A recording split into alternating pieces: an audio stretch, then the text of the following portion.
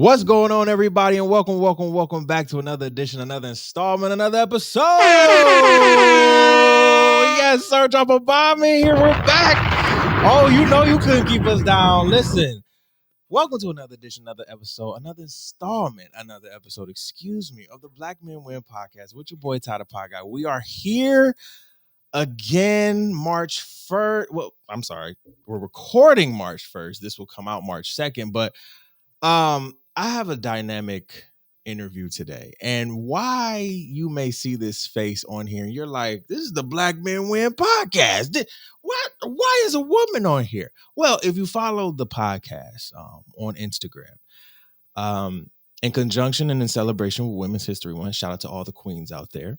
I wanted to bring a specific type of series here to celebrate and give flowers to our Black women. So this is the Black Women Win series all month of March. Okay. And we will be interviewing 5 dynamic and just amazing Black women from all walks of life who are, to me, not just intelligent, inspiring, motivational, but really can, with the questions that I have, can really dig deep into the conversation with being transparent and honest. So per first question, because I was literally about to introduce her, but her first question is literally letting the interviewee gas themselves and introduce themselves to the podcast family. So I'm going to let this beautiful soul introduce herself. Wow. So, all pressure. I remember the song used to say, the gas pedal. You got your gas pedal. Let me tell you how my foot step a little bit, because that's not my move most times. But, come on now. Hey, everybody. Hey, y'all. Hey, all my people. Welcome to the show. My name is Coach Tiaja A. For those of y'all that know me personally, I'm Tiaja. Y'all might know me as T or T Baby. Either way. T Baby. I am a multi-talented entrepreneur. Yes. Last year or the year before, when we started COVID, we called it an edupreneur. Yes. You work in education and you do a little entrepreneurship. Right. So I'm a healthy blend of all of those things. I work with people in finding their life purpose. Mm-hmm. And I also help people kind of navigate those weird waters through higher education, because it is a little dicey, a little absolutely murky. But then on another professional tip, I started working in financial services as a life insurance broker. Yes, and now I'm pivoting in that realm to start talking about some social justice issues within life insurance. So I've actually enjoyed a full calendar year. I'm about to wrap up into year 2 in working as a life insurance broker. Wow. Can we just give a hand clap for that? Can we just give a hand clap for that? Now, I've known Tiaja. Oh God, Lord have mercy. It goes probably all the way back to my freshman, sophomore year in college. You know those sisterly mothers that just kind of take you under their wing and take you in their womb and just like, oh, I'm gonna nurture you. You understand what I'm saying? Because you're a soul that I don't want to see, go over to the wayside. Tiaja was one of those for me. It's not, and what from the school that we're coming from, it's not a lot of those around. You understand what I'm saying? And so Tiaja for me was a light. I don't ever thought I've said this to her face to face or even, Zoom to Zoom, right? But she was literally probably one of my biggest and first supporters when I started in the entrepreneurship game. Supporting, coming on the shows, commenting, liking, subscribing. And I mean, I'm to where I am now, to where I was, she kept doing that, right? Even in her journey. And again, I told her off camera, I said, I keep up with you, but I can't keep up with you. And see, the people who know me are like, yo, I can't keep up with you. I'm like, because I follow people that I can't keep up with. You understand what I'm saying? Like, people tell me, oh man, you doing a lot. You dropping episodes here, episodes there. I'm like, because the people around me, the people that I look up to are in every field doing any and everything. And specifically when it came to Tiaja, she, to me, used the educational field and the path to literally like open doors to new pathways. You understand what I'm saying? And so when I started, when I talked about, when I even had the vision or the thought to make the series, I was like, one of the first people I wanted to hit up was Tiaja. I was like, point blank, period, I want to hit Tiaja up because I remember when she was really in her entrepreneurship bag. Like, I mean, supporting Black women, helping Black women. Literally, when she says life insurance, you feel what I'm saying? Like, she's helping people financially out here. She's helping us out here financially. And I'm like, well, damn, what does she do? You know what I'm saying? Like, I'm like, she's everywhere. You feel what I'm saying? Like, where are you? Right? Like, you back in Michigan now, right? Listen, my people. Okay, so my friends now call me Carmen San Diego, and they text me like, "You're the girl is Carmen." Like, that's an ongoing joke now because just 2 days ago I was in Atlanta. Right. 2 weeks ago I was in Tampa, and the week before that I was in Charleston. So, there was a time when I prayed for the life that I have right now. Right. When people tell me I need to slow down or I need some stability, I look at them sideways because I'm like, you weren't in my prayer closet with me. Like, God gave me, like, literally the desires of my heart. So I stay going because why? I can. Come on. Come. Thank you. Because you can. Because you can. And I am, like, I had posted on Instagram the other day, like, I thank God literally every day, especially Mondays now. Like, I actually don't dread my Mondays anymore. Absolutely. Because I know that I'm doing all that I can to build the life that I want. Right. And I'm proud of that. I didn't even realize that you were watching so closely, but absolutely, something that people connected to me could be proud of and believe in as well. You know what I mean? Because that's what real legacy is about. Absolutely. So I mean, I'm gone. I'll be here. I'm in Michigan today. And I told myself I would be here for the entire month of March so I could knuckle in and really dig in because I have some things that are about to pop off. So I guess you're Come on now. Exclusives. Come on. So yeah, there's no place like home, right? Absolutely. You know what? I haven't been to, when was the last time I've been to Michigan, particularly Detroit? It was for Cordell's graduation, and then I came back in June for my aunt's funeral. So I haven't been back since June, and I'm homesick. I'm not even gonna lie to you. I am very much homesick. I love New York. New York is great. Not gonna lie. New York is amazing. Okay. What part of New York are you in? You know what? This is my third borough that I've lived in the last year and a half. So I'm in the Bronx right now. And when I mean deep in the Bronx, I am in the hood. No disrespect to the hood of the Bronx. I love the Bronx. You know what I'm saying? But I'm in the hood. You feel what I'm saying? But it's really been a journey. Moving out here, if you guys understand or know the story at all, 2020 was, of course, pandemic debacle. COVID hit like wildfire, of course, and that was my graduation, getting my master's year, and I'm living on my friend's couch, and I don't know what the hell is going to happen, right? I was supposed to go to Colorado and figure things out, and that didn't fall through, and I remember just sitting there, just flabbergasted, mad, just, okay, Lord, I literally tried to do everything you told me to do, and it still didn't work out. Now, what is next? And I remember Amber Hudson, my best friend, she was working in New York at the time, and per pandemic, she was actually remote. So she was living in Chicago with her parents, and I hit her up and just told her what happened, and all she said to me, and this changed my life. I'm not even gonna lie to you. She said, "Yo," because she's never like the type to sit here and pity me, right? When I'm sitting here, feeling bad for myself, she said, "Okay, I got a plan. I'm gonna come to Grand Rapids and we're gonna drive to New York. 13 hours. Well, I made it a 10-hour drive because I was driving like Speedy Gonzalez. But I made a 10-hour drive. Oh, yes. Yes, ma'am. I made it a 10-hour drive. I was not trying to be on that road for this. No, we out. Like, we out of here. And that was it. That was the beginning of this. And so to see everything kind of come to fruition, it's just like, wow. I know I wanted to be in New York. I wanted to be in New York this year, right?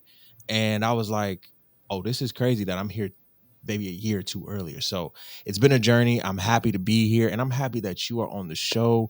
Like, literally, we are here to give you your flowers, Ciasia. You are an amazing mentor, educator, dare I say philanthropist in a way. Dare I say? Speak to me, Lord. Okay, because I'm just seeing the way that you're moving and the way that you're connecting with people, right? You always had that ability to really connect with people on a deeper level, and I always loved that about you. So we are here to give you your flowers and say thank you for being who you are. You feel what I'm saying, Queen? Thank you for being who you are. You feel me? So going into this, right? I don't know if you've ever listened to the Black Men Win podcast, but the podcast is literally for us as Black men to have a open, transparent, and honest dialogue about Black men, right? And what we go through in our minds and our bodies, and things of what we talk about here is very just like spiritual, mental, emotional, everything. So per the second question, I want to reverse it, right? When it comes to 2022, right? I've always said, like, on the podcast, us as Black men, and just in general as Black people, we're doing a better job of tapping into more of our spiritual and our emotional and our mental, rather than just the physical and the financial, right? Now, is it a slow process? Absolutely. But as a Black woman, and as someone who particularly works in the field with Black women, what do you see when it comes to those 5 areas? I actually call it the 5 Ferris wheel feelings of Black men, right? But in this case, I will call it the 5 Ferris wheels of Black women, right? What do you see in those 5 areas of being spiritual, mental, physical, financial, and emotional? Do they coexist? Do we put too much? Do Black women put too much into something other than that? Or are you guys tapping into each one, or you specifically? That is such a loaded question. I do, because it's so many different layers to unpack and really think about, right? Right. 2 semesters ago, I took a class on Black women again. I haven't taken a class like that since undergrad, and believe my frustration that I started undergrad in 2009, and it's not until 2020 that I took another class that was even offered. Like, let's talk about that. Some institutions don't even offer the opportunity to look at Black women as a group that's worthy of scholarship. Absolutely. So absolutely. When you start talking about like the mental, the physical, and the spiritual, like every other field, every other group of people is worthy of scholarship, but Black women is one of the most underserved groups, even in the world of academia, right? Absolutely. So understanding those pressures, right? So let's talk about society. We are very familiar with Black women being strong. Yes. And I've heard the strong Black woman trope. Yes, ma'am. Oh, yes. And we celebrate it. I mean, baby. And we love it. And I'm not saying that's not something worthy of celebration. Right. Especially when you think about Big Mama, or, your auntie, or somebody that has endured a whole lot. That's almost a badge of pride. Right. But quiet is kept. There's more Black women stepping forward, talking about the weight of the strong Black woman. Right. Because it's almost this false narrative of, I can do everything, but I don't have the permission to tell you that I actually can't.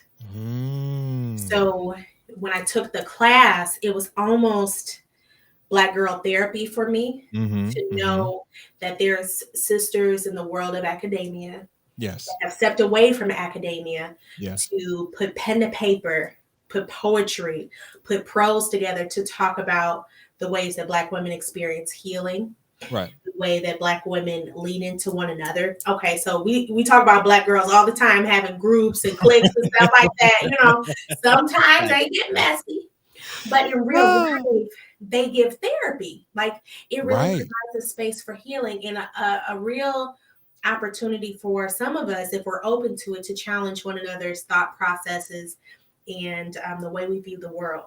Mhm. So I think from what I've seen, and honestly, that's part of why I started my podcast, She Mhm. Speaks, right? Right. Short pub. She Right. Go check that out, please. You feel me? It started off as a research paper, y'all, that I needed to do in my master's program. But the acronym itself says She Shares Personal Experiences to Advance the Knowledge of Self, Spirituality, and Success.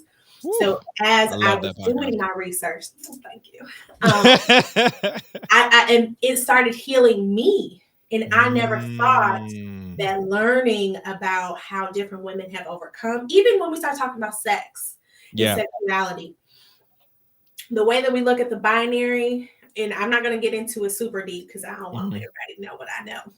But what I do know, the way that we view sexuality on Black women, we expect Black women to be overly sexual or super, super chaste. Right. Like there's no room to, well, now we're creating room. And I think that's the difficult part.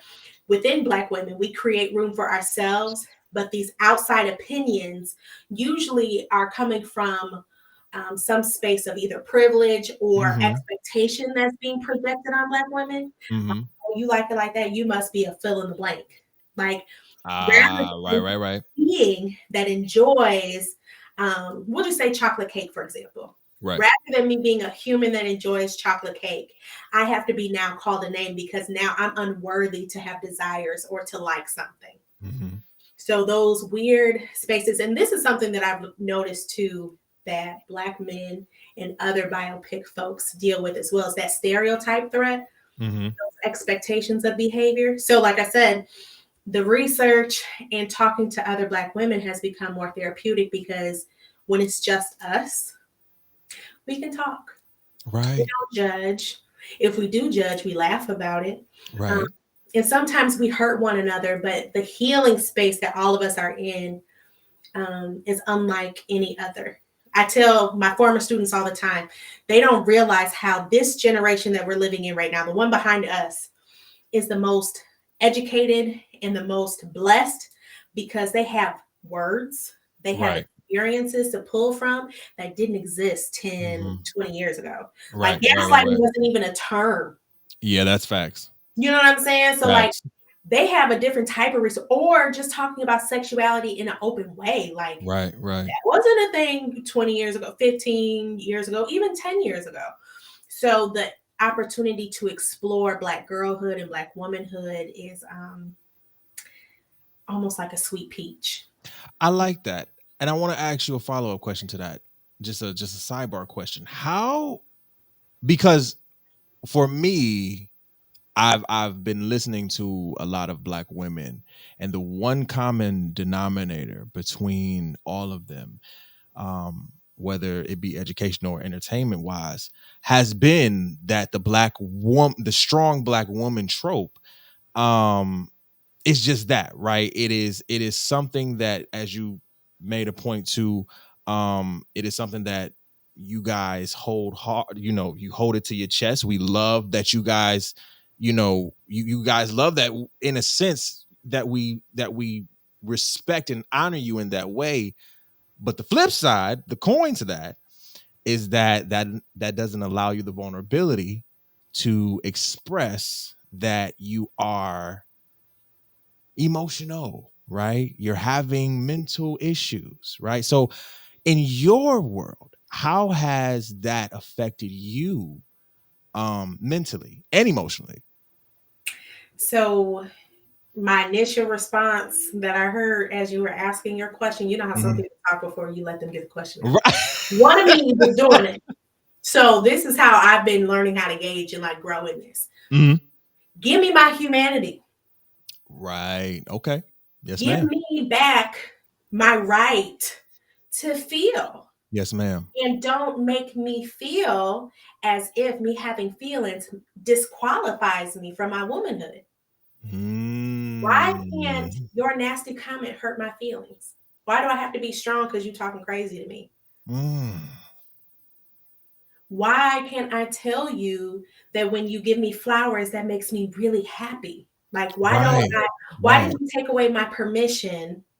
Or why do you think you have the audacity to take my permission for me to Exactly. feel and to exist? Right. So I've enjoyed listening to different women talk about femininity Mm-hmm. and that delicate balance between understanding your power and your Mm-hmm. strength, but resting in a space of femininity that isn't necessarily threatening to masculinity. Because that's not limited to gender. That's Mm-hmm. more so about your being and your existence. Absolutely. Right.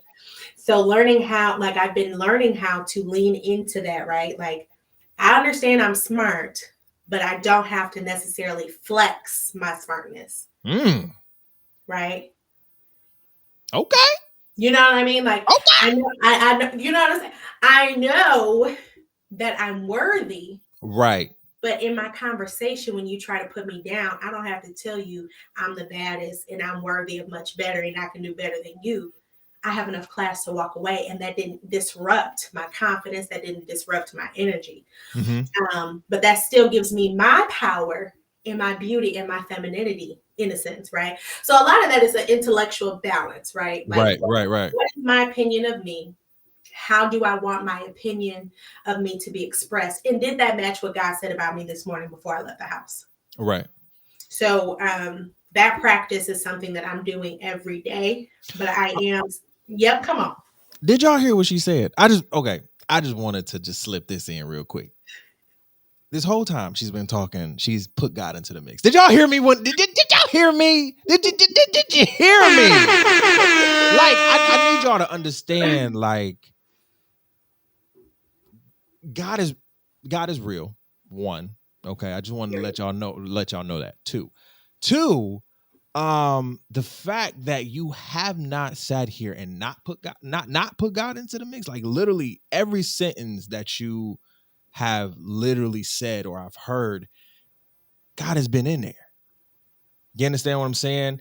And a lot of the times, not just for Black women, but for Black men as well, we don't seek ye first, right?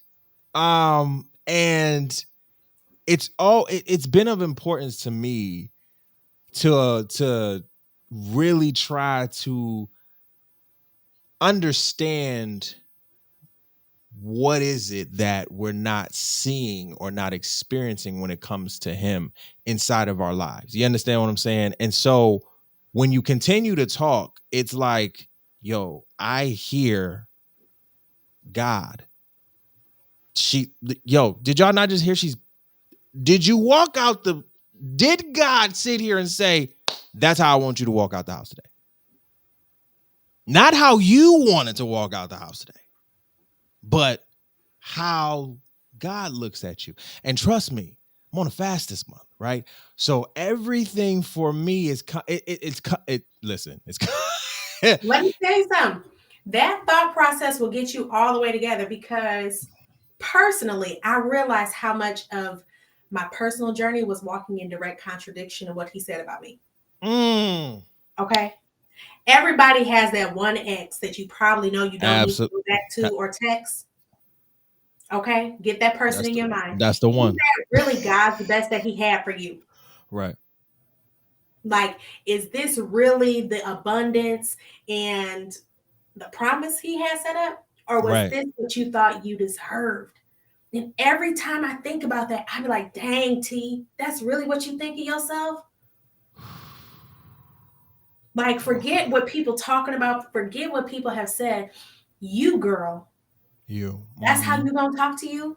Yeah. That's how you gonna treat? God made you, and he gave you authority, and you supposed to have stewardship over your body, over your finances, over your well-being, and this is how you gonna treat his creation? You got some nerve, and it's a blessing that you got up this morning because he should have snatched your tail up, right? So I'm glad y'all tuning in. I hope y'all hear me deep. Before you ever doubt yourself again, because I doubt myself quite a bit, but the other T get to tapping me on the shoulder. Is that really what God thought about you today? Did he say you were unworthy? Mm-hmm. Tell that other one that's trying to talk to you to shut up. And then sometimes I add additional adjectives and verbs and things like that. You got it exactly. You got to add the other ones. I'm gonna keep it cute.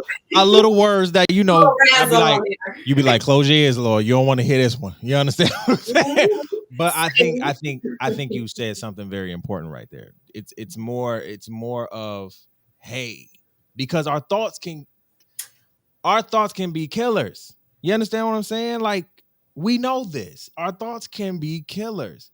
But I know for me, and to your point, me personally, experiencing God's voice in the back of your head when your thoughts are just trying to, especially when you're in a place, a new journey, a new transition, everything, and your thoughts are trying to just kind of revert back to what you were doing instead of moving you forward and kind of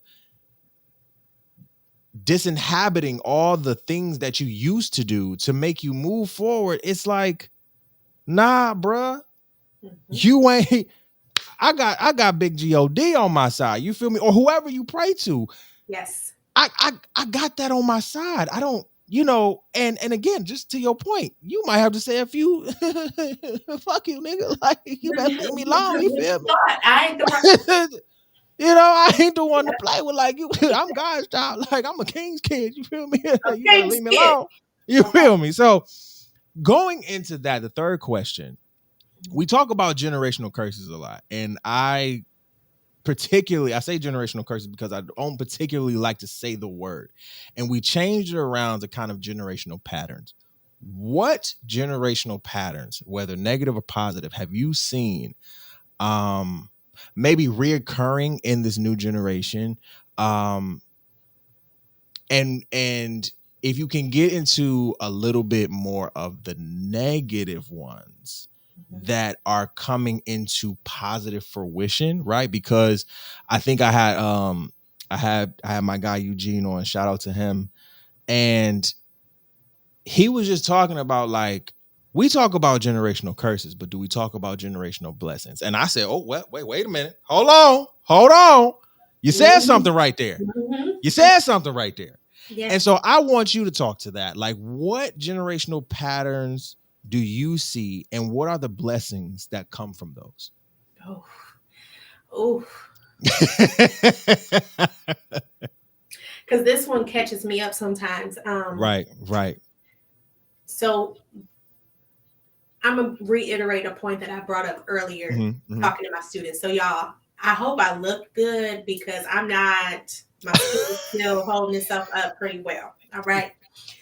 When I realized that my students were just 18, and some of them was born after 2000, I was like, yo, when you got to realize that, T, when you like, okay, I'm old enough. They be called. They say we were born in the 1900s now. Yes. Oh my God. I remember one day, Jesus, somebody said the 90s is old school, and I said, how you figure? How do you figure?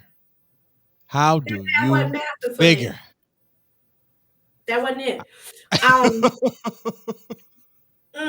It's doing a lot for me. But to answer your question, oh my goodness, I did not grow up knowing my maternal grandmother. Wow. And that's mainly because she passed away in the 80s, and I didn't come around until the 90s. Right. My sister and half of my first cousins grew up with our grandma. And they were telling me that she finished 7th grade. Wow. She was an only child, and her parents passed away before she was a mature adult. So she chose to have 13 children, so that way her kids and herself wouldn't be alone. So sometimes I sit and I think of what my grandmother might have prayed for her daughters, and what she might have prayed for in her granddaughters. And I would hope that the right or the wrong that was created in America just by virtue of how life was. Grandma was born in 22, grew up in South Wow. Carolina, moved to Arkansas, then up to Michigan with my grandfather, right? Had all these beautiful babies. Um, I would hope that me living the life that I am, getting this education that I am working on now, was my grandmother's prayers manifest. Yes.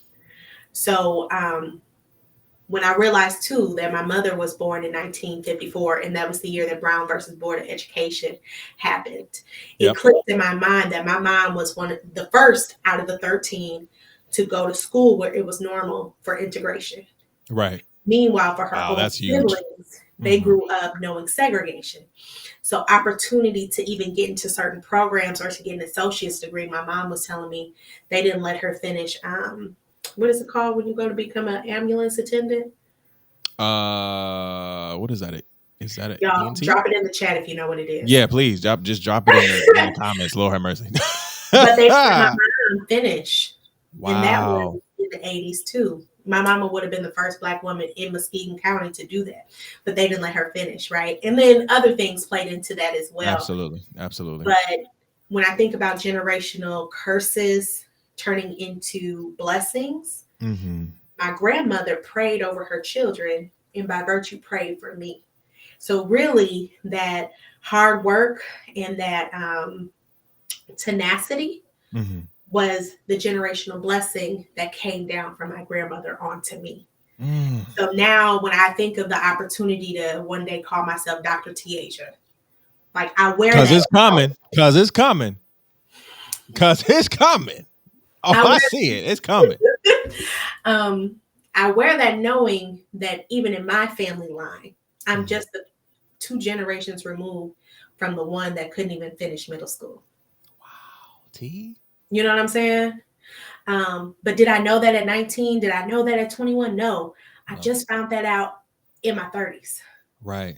So part of those generational curses that I think the young people of today are living under is the absence of historical legacy that they are being birthed into. Come on. Because that's a word.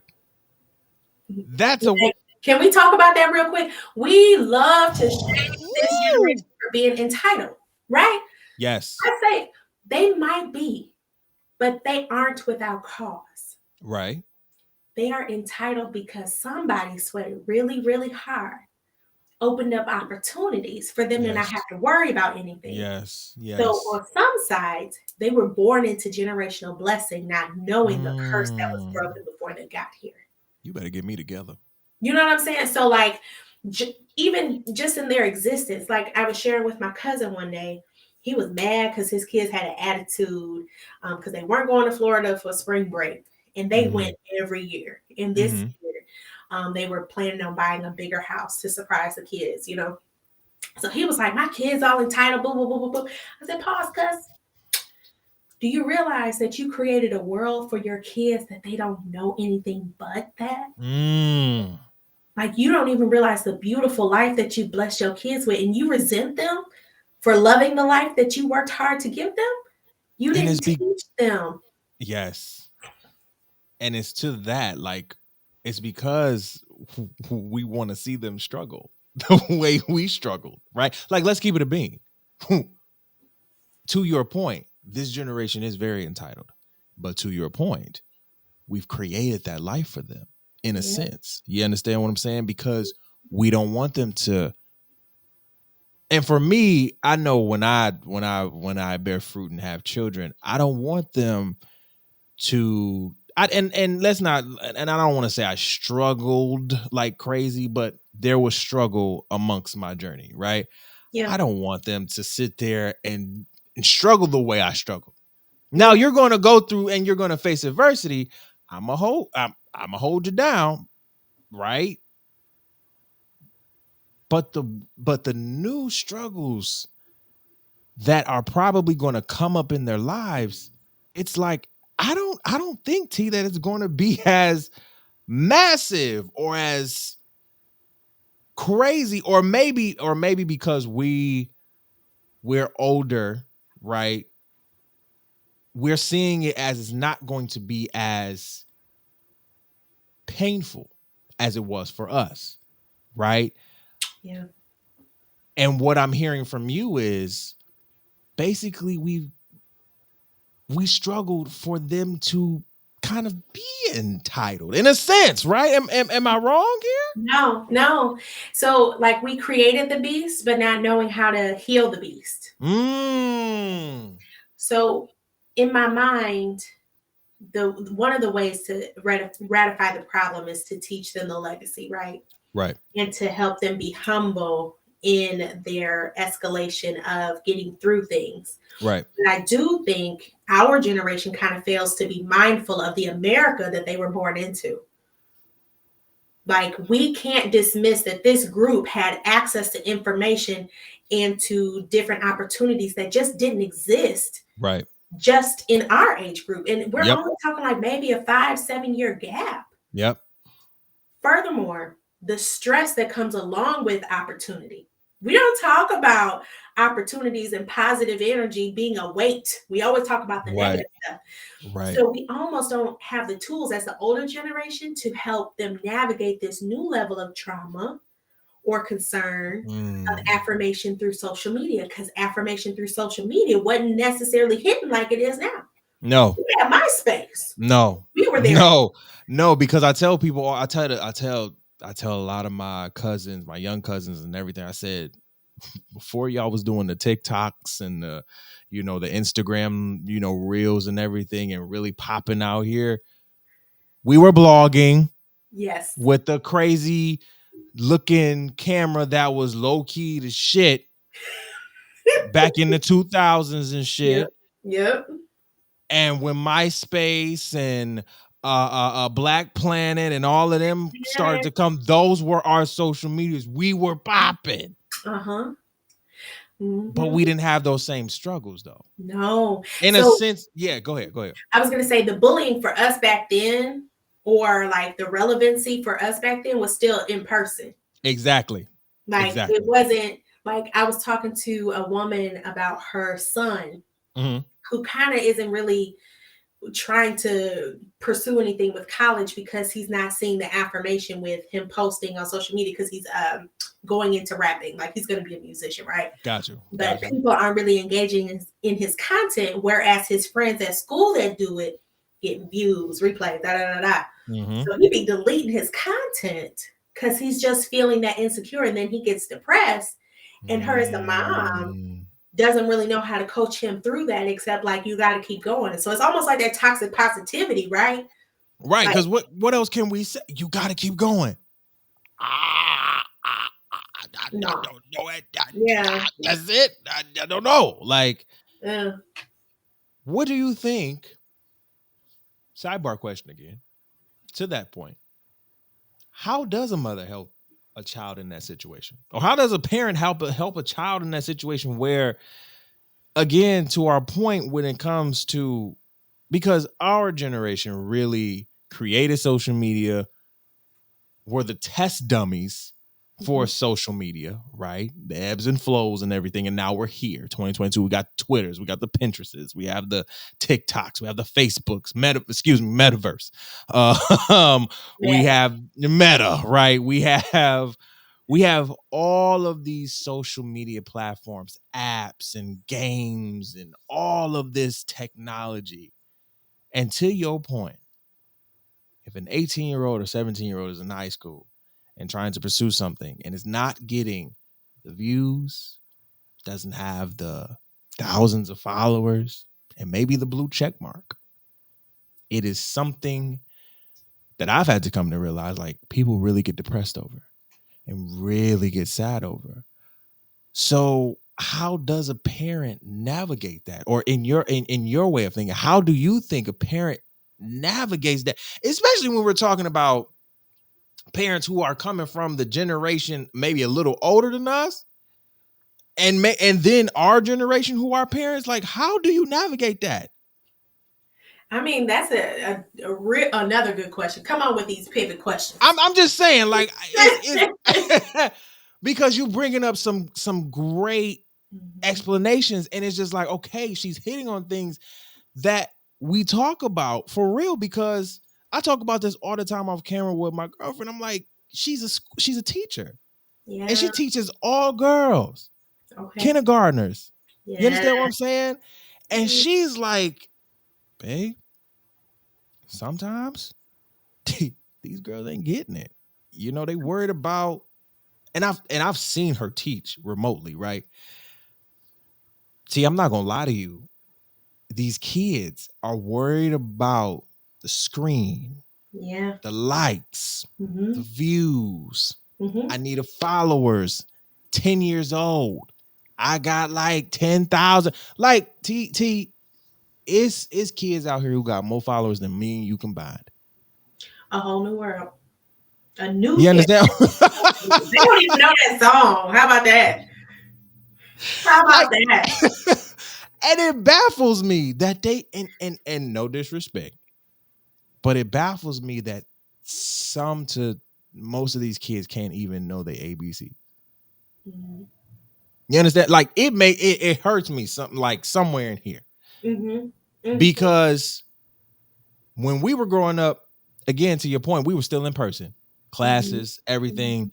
We didn't have the luxury. We didn't have the pandemics going on. Like, we had things going on, but everything was still in person. Phones were like sidekicks and razors and your top 5 on T-Mobile and all that. Like, these kids will never know that. They will never know that. So how do, or what can, or it's just like, a question is, how do parents navigate that? They're going to try to do the things that they were taught Mm-hmm. by their parents, and it's like, you can't really do that in this in this parenting generation now. Am I wrong? You know, okay, so let's qualify all of this. Since you and I aren't parents yet, Right. right? We're always going to be from the outside looking in. So for those of Absolutely. you that are tuning in Absolutely. that No are parents, we are disrespect. not sending for you. No. But what I can say that I admire, my line sister Mariah mentioned that she raises her daughter, who is, Jalen's older now. I won't say her age, but she's under 10. Okay. Right? We'll just say that as a frame of reference. She has always talked to Jalen as if she were not necessarily an adult, but a human. So she didn't really do the baby talk thing. She always knew that if she talked to Jalen about something that was very big, like let's say racism, like that's a really big conversation. Absolutely. She trusted that at some point she would start understanding those different elements, right? Right. Then she went on to describe how her child was a human having a human experience, and if she as the parent could have bad days where she wanted to cry and didn't want to talk to anyone, why Right. couldn't her daughter get in the car after a bad day at school and not want to talk to her? Right. So I don't know that we always look at kids or children as As human. humans Ooh. with the right to have feelings or to not Yes. know how to process it. Yes. Mariah made it a point to say, my 5-year-old has feelings and doesn't know what to do with it. Let me help teach her. So Mariah spends a lot of time embodying what it means to be angry or how to express that anger.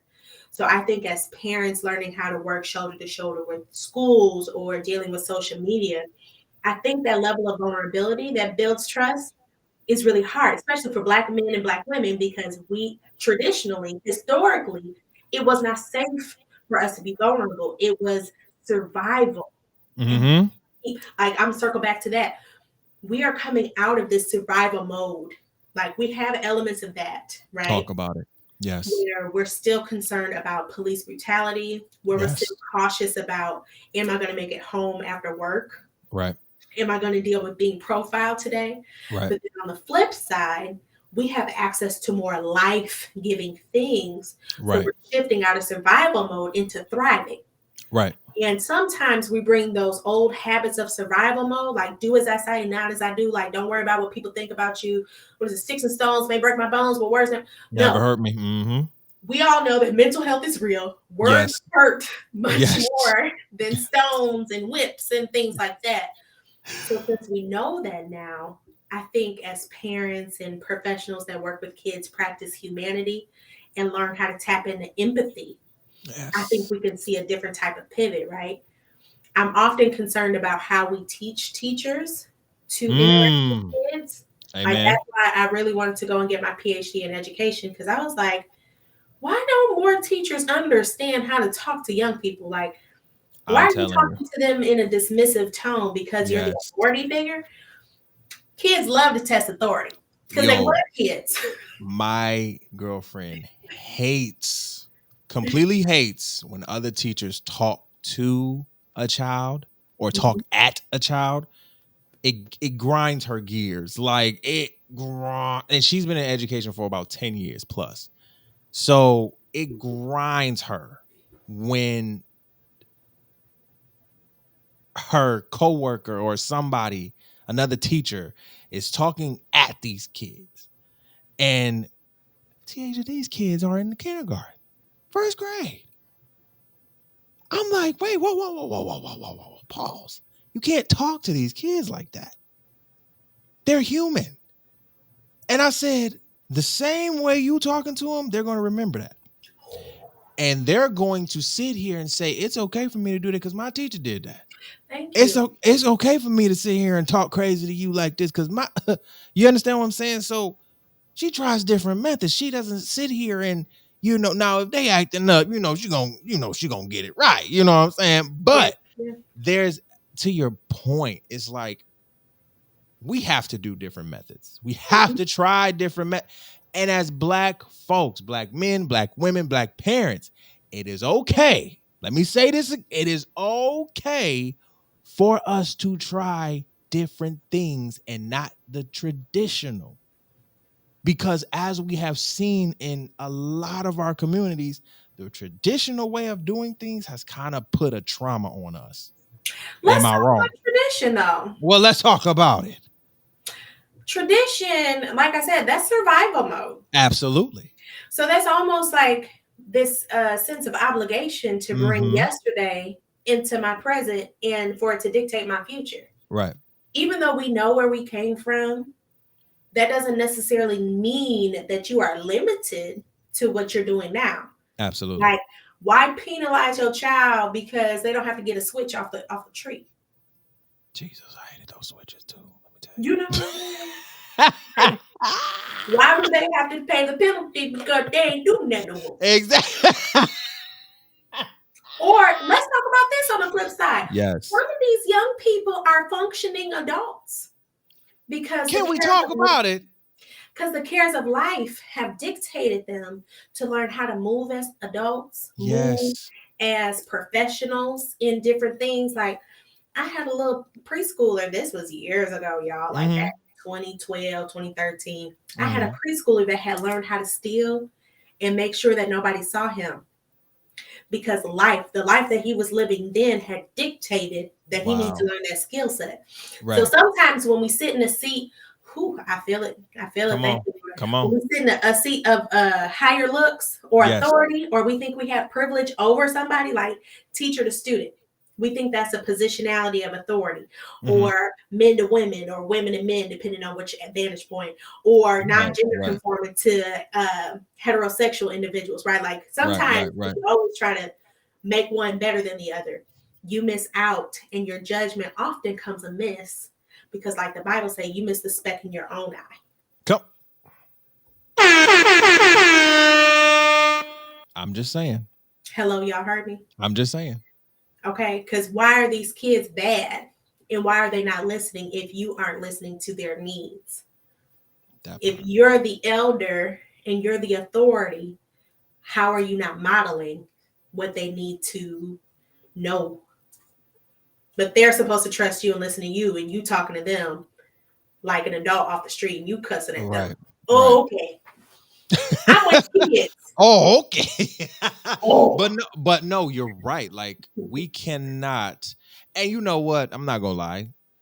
Back in the day, it wasn't as much of a thing as it was now, where you can't talk to children like that, right? I was talked to like that when I was growing up as an adult, right? At like 9, 10 years old, 11 years old, right? Because they see you and they're like, oh, you growing up, you can hear all of this. And it's like, no, I kind of don't, right? But it's a thing where, again, to Tiaja's point, you don't have to bring the past into the present or the future. You understand what I'm saying? And so that is going really into our fourth question of how can Black women, and maybe this can be a community thing as well, but particularly how can Black women individually and as a collective help the next generation of Black women coming up in this generation, because it's a lot, right? Even and going back to what I said in the beginning of the podcast, when I asked the second question, as a community, we are thriving, right? We're, as you pointed out, we're getting out of survival mode and thriving. However, there are moments where we tap back into survival mode because it's such a comfortable space to be in. Yeah. Right. It's such a comfortable space to be in. We don't want to leave survival mode because, and to some people's points, people aren't surviving, right? Like it's a thing where, damn if you do, damn if you don't. If I live, I just might die. If I stay in the survival mode, I just might die. How can Black women make it better for the little girls that are looking up to you guys? This is such a good question. And I'll start with the community first, because I think this is more of a community issue than anything else. Yes.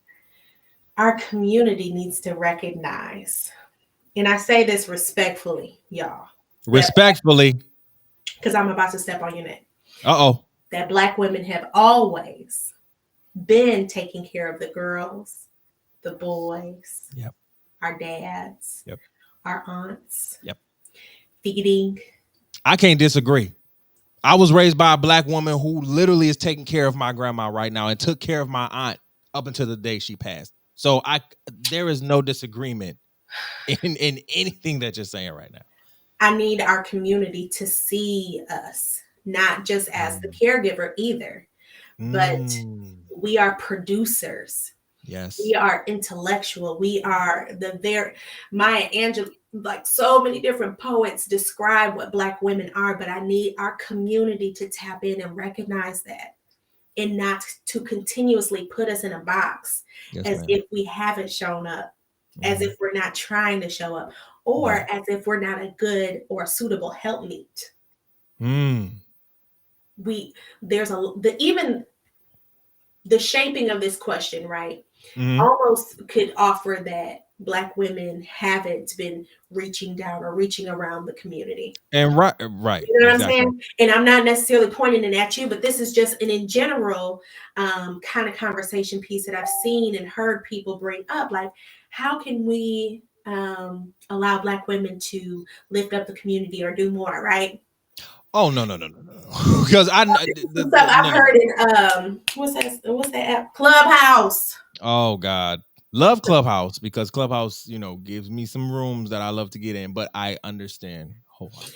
It's these odd questions that our community doesn't realize that they're organically dismissive of Black women contribution. So I need my community to take a step back and give Black women their roses as you are today. Yes. And to really realize the contributions that Black women make across the board. Absolutely. Right? To the Black women, I say keep that energy, honey, because regardless if they see us, if they respect us, if they highlight us, if they give us the flowers, honey, we know how to grow them. We know how to plant them. We know how to put them in our hair. We know how to dress them on ourselves. Like we have us. And Yes, if we ma'am. don't have us, we know how to create community, right? We know how to birth and carry things. We know how to carry weights, and we know how Right. to let go. Black women are good at holding grudges, but we're also good at giving love and Yes. forgiving. Oh my Yes. gosh, short rant. The biggest atrocity is America's dismissiveness of the Black woman to this country. Facts. And despite that, Black women love their abuser. We show Nah, up that's facts. and we love this country. We pay taxes. Yes. Right now, Black women is saturated in the entrepreneurship market, right? Yes. The whole crux of capitalism, right? So even though you don't see me, even though you may not publish my work, you may not want to grant me degrees or whatever have you, all these barriers to success, Black women consistently are creating community and spaces for all people to be successful. And that goes back generations. And Right? man, and see the framing of this particular question is, and I want Black women to understand this. The framing of this particular question is not to sit here and say, how can Black women do better? No, not at all. It is understanding that Black women have continued to be literal, as you said, producers and leaders. You understand what I'm saying? Being, for me personally, and I wanted to do this series because being raised by Black women, let's put it now, no disrespect to my uncles and everything, love y'all, right? But if I'm honest with me, Black women have raised me. You understand what I'm saying? They have raised me.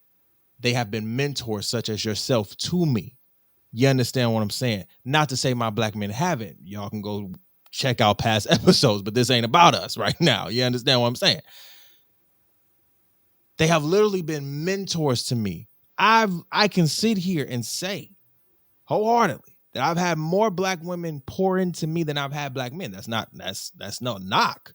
Mm-hmm. But that is important to me because I always had a feeling that I said, no matter what, I can sit here and learn a little bit more from a Black woman because she can tap into that emotional and she can tap into that spiritual a little bit more than a Black man. And that's just facts. Mm-hmm. That's just pure facts. And I'm going to go here. There was a class at Grand Valley and I forgot the Black woman teacher's name. She was a part of the Red Hat Association and all that good stuff. It was a Black women's culture class that I took. And it was probably my sophomore year in college. Best class I ever took. Because for me, I wanted to understand the mind of a Black woman. Because I felt like, yo, these are probably the most intellectual beings, humans that we have on earth. And I'm like, I need to kind of understand where all this intellect comes from. Like, for real. I'm in there like, and let's just say I got a B+ in that class. Shout out to, you know what I'm saying? Shout out to that. You know what I'm saying? Because I want to know and get to the framework because I'm a docu-buff. And all the docu-series that I've seen about, you know, when we talk about Black American history, Black women have not only been in the forefront, but in the back. And the fact that for me, I don't hear too many about them and always about the men. I'm like, I love you, Black man. Love you, OG. But you wouldn't have no signs if it wasn't for that Black woman sitting there getting that glue, that poster board, going to the 60s version of IKEA and all of that. You understand what I'm saying? Thank you. Right? Like going to the 50s and 60s version of Walmart and like you wouldn't have that. You wouldn't have the movements that we even see today. And so for me, I don't want this question to be framed as what can you do better? But it's like, no, we see you, or particularly me, I see it. But I also see that there are Black women, Black little girls. And I say this to my men when I ask them the same question. Because I asked him the same question. I'm like, how can we as Black men, both individually and collectively, help our little Black boys? Because now we are the aunties, the uncles, the godfathers, the godmothers. Hell, we're becoming parents. Yes. We're not young anymore. We're not the 21, 22s, right? We're young. We're getting into our 30s. We're becoming parents. We're getting into our careers for real. You understand what I'm saying? We're living life for real. We're thriving. We're not surviving anymore. And so with that comes a lot of change. And so what all that we've been talking about, the traditional and everything, it's like, what can we do better for the next generation that's coming up after us? Because they're looking at us. Yeah, they can call us old all they want to. They can call us all. Listen, what I learned is you can call me old all you want to, but I know you're watching me. Just like I was watching mine. I really like when I say keep the energy, like that wasn't me being facetious. Yes. We are authors now. We are working in political office now. Yes. We're judges. Thank you. I was just about to say that. We're judges now. Come on and get in my mind. We are judges. Yeah. We create coloring books. We create podcasts. Yes. We have open dialogues. We listen. My point is the energy that we have right now, while we don't know everything, the spaces that we're curating is what they need to see. Absolutely. The diversity of opportunity, right? Like even going back to the kids and I hope some young person does tune into this so they can really tap in and pull something. For the young people that's struggling with the likes or the engagement, it was a woman, life insurance client, y'all, in her late 60s, that is a woman preacher. So, and we didn't even get a chance to unpack our societal standards and our double standards for men versus women in certain spaces. Right. Like when you were talking about what women do and how we supported movements and stuff like that, I thought about Django when they were fussing about the Klan hats. Yeah. Okay. Women might not be perfect, but women been supporting men for a long time. Yo, a long time. But this woman, y'all, in her late 60s, I would argue she might have even been 72. Wow. But she's a preacher and a prophetic preacher. And she's not one of those type of prophetic preachers that prophesies all the time. And she was sharing her discomfort about not prophesying all the time because she too has been in Clubhouse and she too sees all these other prominent preachers getting more streams, more views. And she said that she stopped ministering for a little while because it just didn't seem like Facebook was a platform for her. Wow. So I need you young people to know that the feelings that social media brings is not exclusive to you. It's a problem across the board. So you are not alone. Oh, there we go. She's you back. know what I'm saying? Right. You are not alone. This is not an isolated experience. Even I struggle with that too. Right. And I think as we all move forward, it's going to be a different conversation for us saying we struggle with this like you. Right. And it's not going to be an age gap. So to the little Black girls and to the little Black boys that we are curating spaces for, I think the energy that we have now, knowing what we know, like I'm telling you, we are our grandparents' prayers. Yes. We have the patience, we have the fortitude to reach back and provide more resources for them to overcome. That's all we shall overcome. That's still real. Because there's new things for us to overcome each generation. So right now it's social media. Back then it was trying to learn how to read. Amen. And let's keep it all the way a trio. If we go to the right school district, that's still an issue. Like you said that earlier.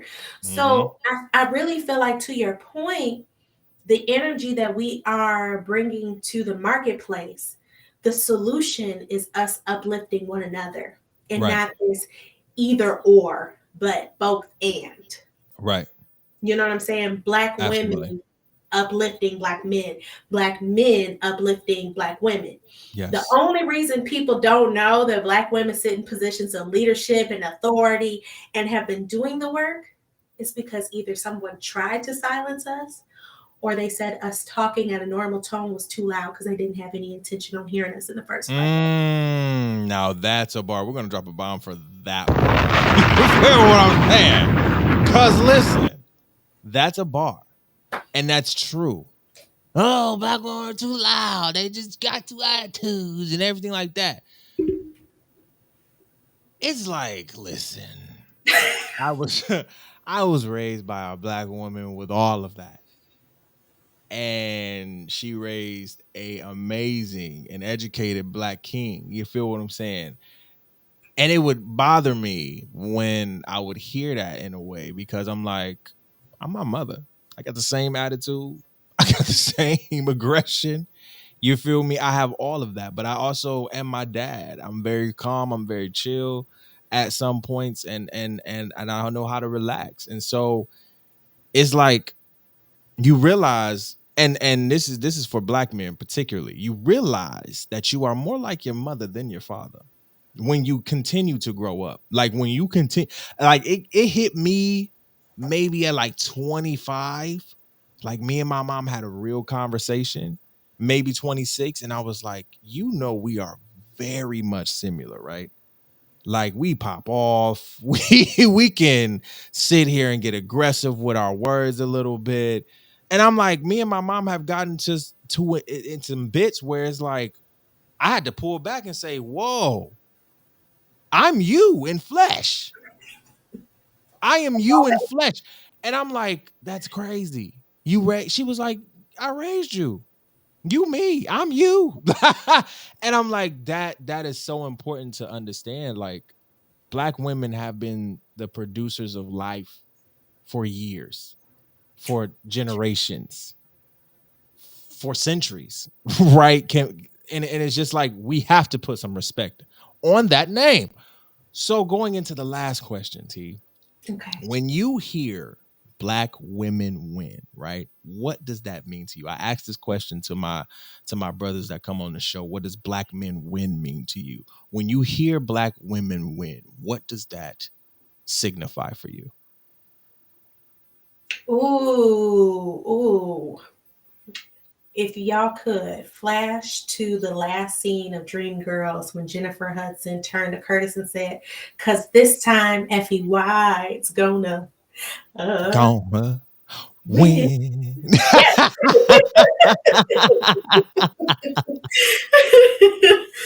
That is what I immediately thought of. Like Mm-hmm. Effie, let's just use that metaphor for Effie to answer this question. Big voice, so much raw talent. Yes. Very much unbridled, right? Mm-hmm. All it needed was some good management, some good structure, and it could have went to unknown places. Right. But somebody wanted to squash that voice. Right. Uplift something that was a little more TV friendly. Mm-hmm. And took advantage of one black woman in the name of lifting up another black woman. Right. But by the end of it, both black women won. Both women. Yep. So I think when I think of black women winning, it's the relaxation of peace where we are not threatened by any other gender. It's not a gender-verse conversation. Mm-hmm. It's a us and, like I was talking about before, like women belong with because we create community. Right. So us winning is us being able to keep our wits about ourselves on our own terms, Right. being able to communicate how we want to communicate and not being gaslighted while we're communicating, right? Right. And just enjoying life and people enjoying life with us. That's the win. Yeah. Hey man, come on now. Like let's just give another hand clap for Theater. You feel me? I am so thankful that you have been on the show. I thank you so much. You gave us a lot to unpack. You feel me? And anybody that is listening to this, I really, and this is why I wanted her first on the show for the series, because I knew she was going to bring that heat. You feel me? My gosh, she was going to bring that heat. Tiaja, where can people follow you? Where can people get in touch or connect with you? First, can I just thank you for not giving Oh her no. like Don't make me cry on this show now. I'm not going to, I'm trying not to, but let me tell you, it is so y'all, let me give you some backstory to the backstory. When I was ready to launch my podcast, I went to how he called me his mentor. I went to him as my shoulder brother, right? Like we were in gospel choir together. Yes, We hung ma'am. out in some of the same offices together, but Yes, I didn't ma'am. realize he had gave me this space of elevation in his life. I see him as my equal colleague, right? Like I'm talking to the people now. But to see the magnitude of your fortitude and all that you are yet becoming. And I see the hope on your face. And honey, hope looks good on you. It does You because trying to make me tear up over here, and I'm trying to hold the tears together, Lord Jesus. no, but you are. And I'm so grateful. And I'm Thank so you. thankful that this podcast exists. I'm grateful that you were able to accommodate me and have me on the show. Like Absolutely. the Black Boy Joy is doing it for me. Oh Lord. Don't you dare. It really is. Like, you know, life is hard like it is, but Yeah. to be here, I'm grateful and I'm so thankful to be. Wait till okay. So this is how y'all follow me because you coming on my show because God is good and He's created provision for everything that I'm doing right now. Amen. So Amen. y'all can follow my personal page. It's Coach T Asia A on Instagram. Now, if you're interested in following my podcast, where I do spend a little bit more time talking about Black women experiences, that handle is she.speaks with 3 S's at the end. So SPEAKSSS, because we a little ratchet, Yeah. but we're still scholarly. All right. Yeah. You can follow it there. And if you are curious about what it means to be an insurance agent, or if you are considering adding another stream of income or anything like that, you can go and follow me at RT Financial Investments, or you can send me an email at rtfinancialinvestments.com. And I'd be happy to talk to you a little bit more about that, or even set up an interview if you're like, I know I want this. But y'all get with me, stay with him, stay connected, stay plugged in, because these conversations is how we give life. This is how we win. We Absolutely. dialogue. And that's the whole thing about it. I it's weird because again, this podcast started off as a blog to just literally celebrate, my people, and particularly give a different vibe and a different notion and a different, I guess you could say, affirmation to Black men in a sense, because we have so many negative stereotypes about ourselves, right? And I wanted to have and create something that is not negative. We can talk about those, but like what's the counteractive measures that we can help each other and everything. And this series is the same. It is learning and understanding more about the Black woman. You understand what I'm saying? So I'm thankful for you to be on here. Again, Tiaja has been a mentor for me, a spiritual like provisioner guide for me. You understand what I'm saying? Again, when we were in choir together. You understand what I'm saying? Like it was, and for me personally, and I'm gonna go on a tangent in a little bit. Tiaja was always the one who could really, really, really, and I'm gonna keep it 100, really balance righteousness and ratchetness. You understand what I'm saying? Like, let me for real, right? We ain't gotta go deep into it, but I'm saying it was like, I was like, wait, what? But but everybody, wait a minute now. How is she doing this shit?